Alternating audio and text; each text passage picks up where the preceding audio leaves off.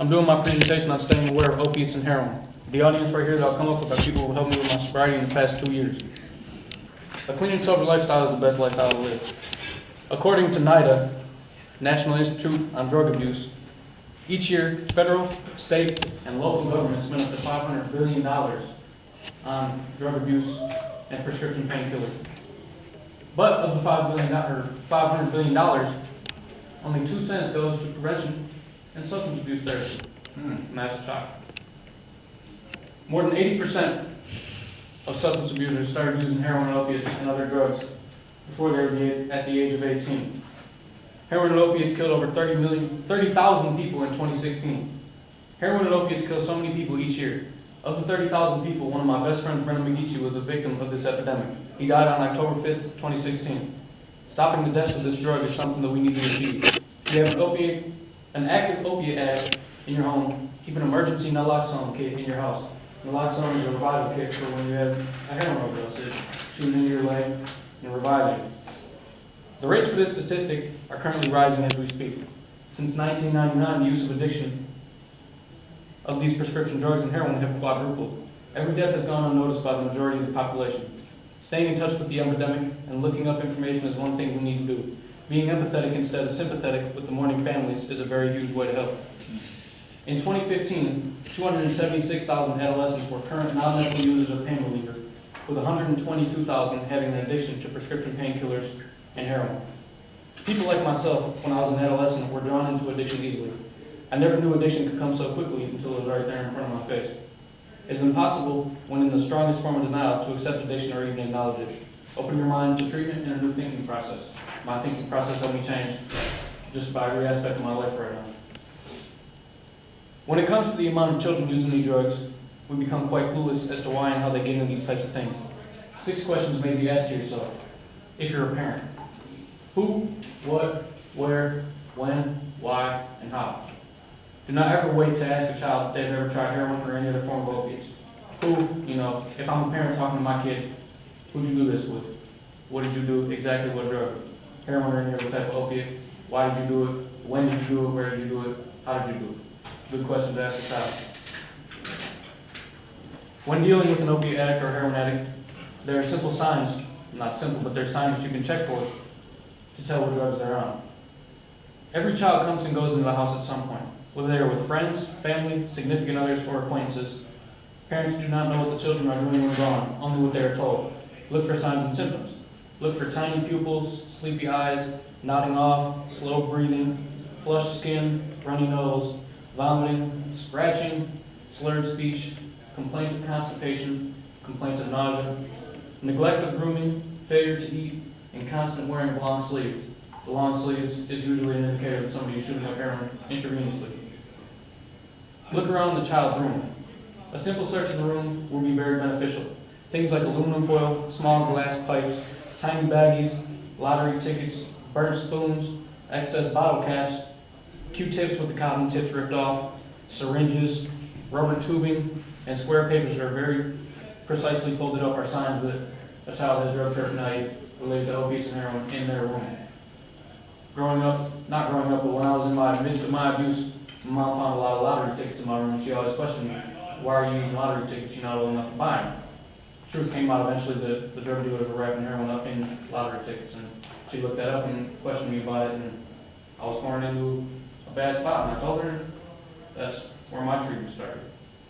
Does anyone have any questions? Go ahead.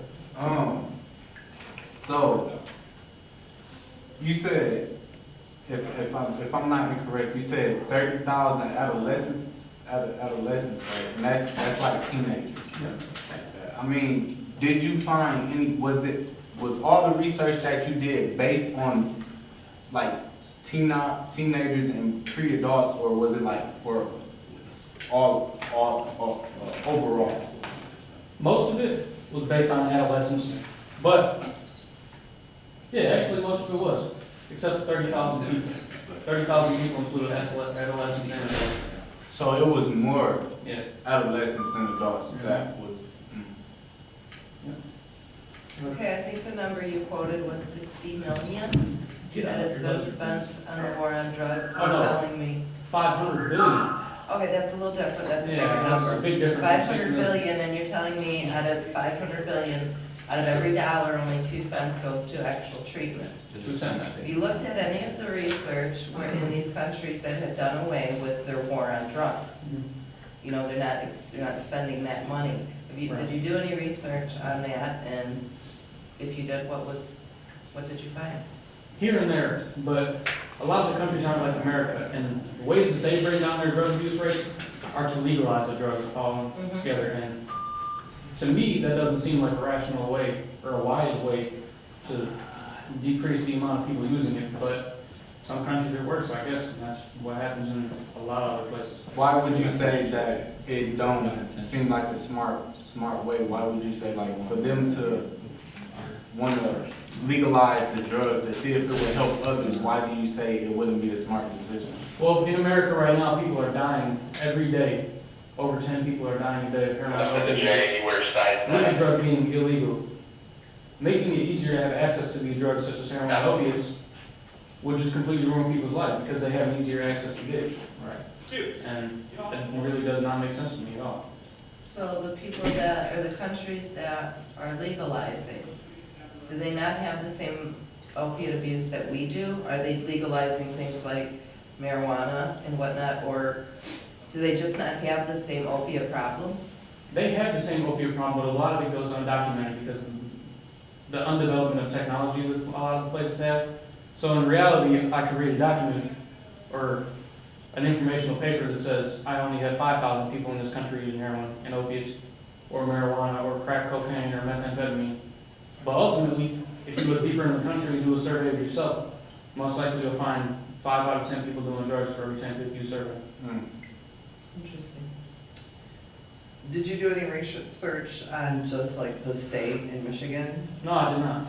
No. I read an article this morning that 16 million, there was a $16 million grant, and you probably didn't see any research if it's just fresh, is coming to Michigan for opiate, to help with opiate addiction. Yeah. All right, let me ask you the next question. Where should that money go? How should it be used? In my opinion, there's not enough communication going around to people for substance abuse help. People are stuck searching for it in their own when an active drug user doesn't think about looking for treatment for themselves unless they're completely at their bottom. I think people need to use a lot of this money to advertise it more and be, instead of hiding down below and waiting for it to come to us, I think that we should be more open, be assertive and ask people, well, do you need help? I think you need help. Why don't you at least try this out? It may help you out. It may change your life forever. To me right now, there's not enough people doing that. So you think knowledge? Yeah, Okay, just making more information, more widespread. Very common sense. interesting. Thank you. Thank you, Dad.